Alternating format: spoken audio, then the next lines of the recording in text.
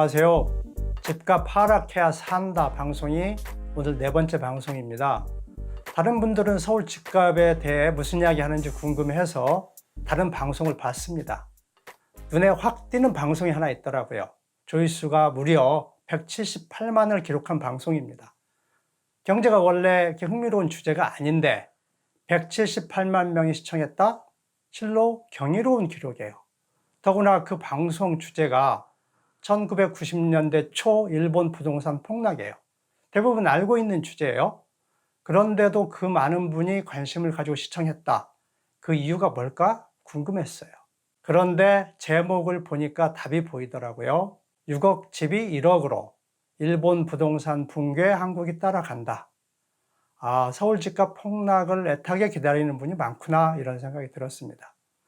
중요한 것은 그 전망이 맞는 전망인지 최소한 타당성은 있는지 그거잖아요. 점검을 해보겠습니다. 서울 집값이 일본처럼 폭락을 하려면 집값을 움직이는 핵심 요인이 일본하고 같아야겠죠. 그 방송은 세 가지 요인을 제시를 했습니다. 집값이 너무 올라서 지탱하기 어려운 수준이었다. 대출 규제로 투기자금 유입을 차단했다. 보유세를 도입했다라는 것입니다. 이 세 가지 요건은 지금 한국에서도 충족시키고 있어요. 그래서 서울 집값도 일본처럼 6분의 1로 폭락할 것이다. 이런 매우 단순한 논리입니다. 그 논리가 과연 맞는지 점검을 해보겠습니다. 투기라는 공통점이 있습니다. 그래서 집값이 비정상적으로 높은 수준에 있는 거죠. 그러나 투기로 폭등했다고 반드시 폭락하는 것은 아닙니다. 투기가 끝나려면 꼭 있어야 할 조건이 있어요. 투기 종료의 필수 조건. 그것은 투기 매물이 나오는 것입니다. 1990년대 초 일본도 투기 매물이 쏟아져서 집값이 6분의 1로 폭락한 겁니다. 또 중요한 사실이 있습니다. 투기 매물이 출이되려면 투기 비용이 상승해야 합니다. 만약 투기 비용이 높아지지 않는다면 투기꾼들이 매입한 주택을 보유하게 되기 때문에 폭락은 일어나지 않습니다. 그 대표적인 사례가 2009년 이후 서울 집값입니다. 2001년부터 2007년까지 서울 집값이 약 150% 폭등했습니다. 투기였습니다. 그런데 2008년 가을 금융위기가 터져서 순식간에 폭락하고 다시 순식간에 회복을 합니다. 그 후 완만한 하락세를 유지합니다.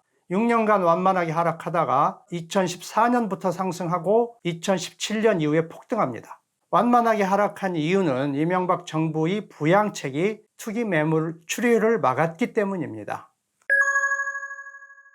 일본에서 투기 매물이 나오게 만든 요인에 대해서 그 방송은 세 가지를 제시했습니다. 세 가지 요인 때문에 투기 매물이 출휘되고 집값이 폭락했다. 틀린 진단입니다. 그 세 요인만 가지고는 부족합니다. 그 방송이 빼먹고 말하지 않은 매우 중요한 사실이 있어요. 금리 인상입니다. 일본 정부가 금리를 무섭게 인상했습니다. 중요한 금리가 기준금리가 있고 또 중앙은행 할인율, 국채금리가 역시 중요합니다. 이 두 가지는 대출 금리에 큰 영향을 미치는 금리죠. 이 금리들이 무섭게 상승했어요. 중앙은행 할인율을 보면 89년 5월 2.5%였는데 불과 1년여 만인 90년 8월에 6%까지 2배 이상 급등을 합니다. 국채금리도 89년 1월에는 4.66%였는데 90년 9월에는 8.22%까지 3.6%포인트 급등합니다. 금리가 이렇게 상승하면 투기로 산 주택 보유 못하죠. 안 팔고 못 빼깁니다. 미국도 2000년대 투기 광풍 때 금리 인상에서 투기 끝냈습니다. 기준금리를 1%에서 5.25%까지 인상했어요. 2년간 17번 연속해서 금리를 인상했습니다. 이명박 정부 온갖 부양책을 썼는데 그 중에서 약발이 가장 큰 것은 금리 인하였습니다. 5%였던 기준금리를 2%로 낮췄어요. 투기 비용을 크게 낮춰준 거지요.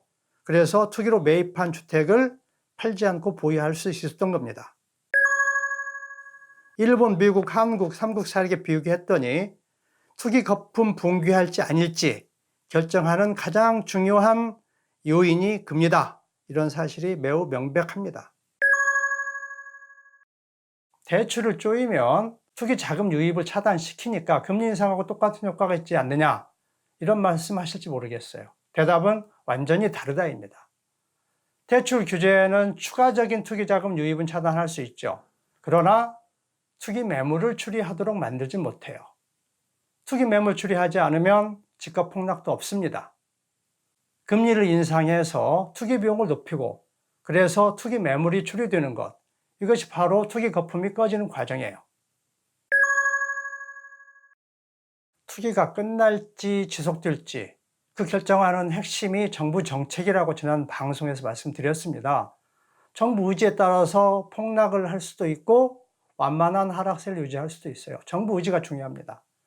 그 정부 의지가 가장 잘 드러나는 곳이 금리다. 그렇습니다. 일본의 경우도 투기를 끝내는데 가장 약발이 셌던 것이 바로 금리였습니다.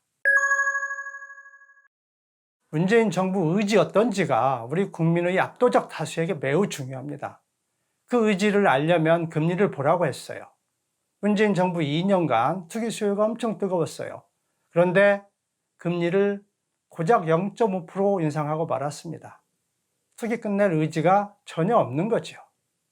한술 더 떠서 최근에 금리 인하 주장이 득세를 하고 있습니다. 무엇을 말해줍니까? 문재인 정부가 집값 하락을 바라지 않는구나 라는 점을 강하게 시사합니다.